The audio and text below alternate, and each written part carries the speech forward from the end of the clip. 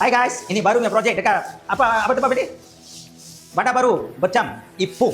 Okey, ini lotting kita buat. Ini apa nama Fendi lotting? Inilah Fendi punya kerja. Ini buat dengan kayu cengai dengan merbau. Tapi ini Fendi, ini macam finishing boleh ke Fendi? Ayo, ini kadang-kadang Fendi punya kerja. Okey, jom saya tunjuk. Ini semua kita buat kayu baru merbau. Ini handle, tunjuk Fendi. Kayu cengal. Okey, ini semua Fendi buat. Tapi finishing juga kasih out. Okey. Ni lotting, kita sudah buat ni fencing. Siapa-siapa ada berminat, boleh kontak sama saya. Rumah yang tinggi bilik, kita boleh buat.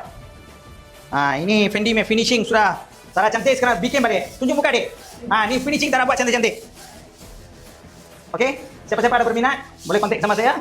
Dia orang buat dengan bisi, saya supply kayu pun boleh. Ataupun kita kayu saja pasang pun boleh. Mana macam pun boleh kan Fendi? Kita sekali pun boleh buat. Tarak bisi, dia orang buat pun, kita kayu saja pasang pun boleh juga. Okey, terima kasih. Jumpa lagi.